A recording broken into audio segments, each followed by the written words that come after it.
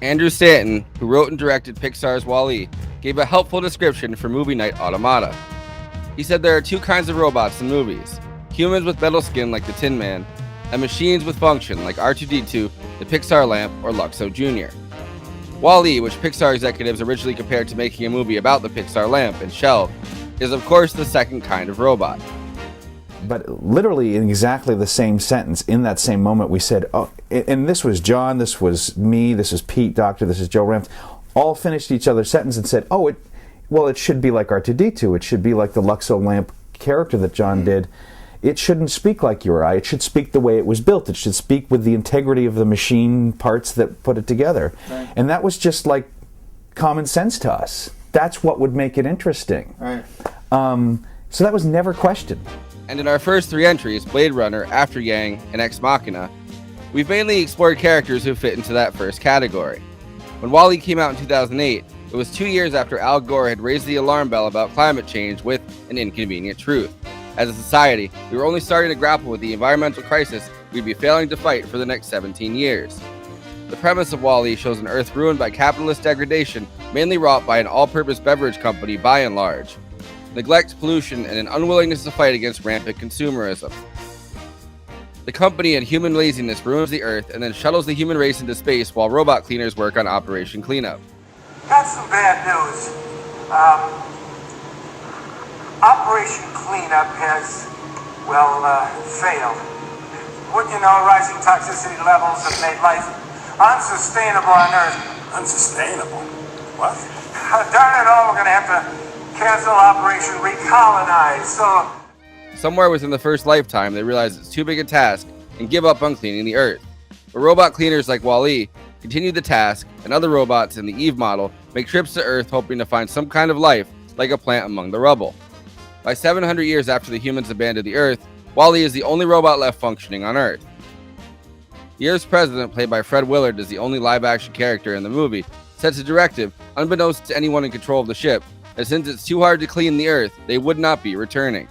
The original script, which had been workshopped by Andrew Stanton and Pete Docter in the mid-90s after Toy Story had brought Pixar to prominence, was too ambitious of a project at that time, and Pete Docter abandoned the story to direct Monsters, Inc.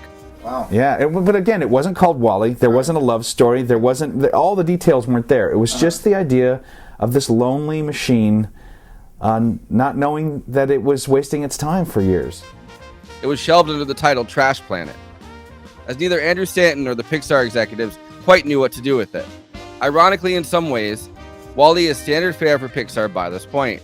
The thematic ideas in Wall-E, nostalgia, romance, the banding together of non-human characters against human ignorance, some of it is well-worn territory for Pixar, even if Wall-E as a character gave them pause for being too like the lamp.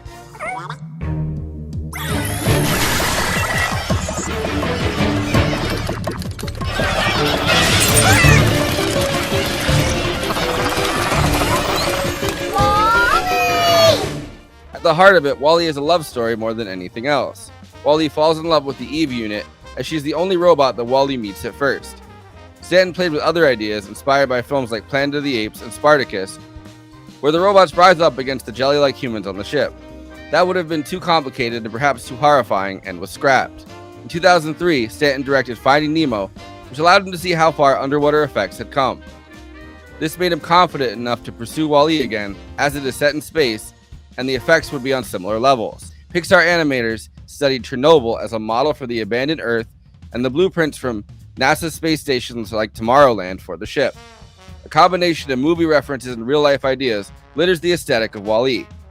In the end, Wall-E is filled with homages to 2001: A Space Odyssey, which sets it up perfectly for this slot in movie Night Automata.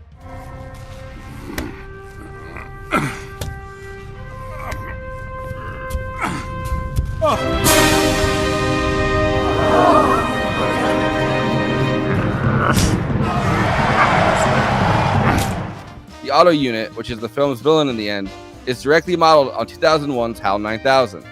Jeff Garlin plays the human captain turned into an amorphous blob like all humans, after being told they'd never have to walk again in space, letting gravity take its toll on their bones while they sat back and sipped by and large beverages, lulled into a lazy, comfortable complacency as they essentially live out their existence on a cruise. I know, honey. Men. Attention, Axiom shoppers. Try blue. It's the new red. A price they gladly accepted for the Earth's degradation and a seat on a luxury ship. By and large, it's your superstore. We got all you need and so much more. Happiness is what we sell. That's why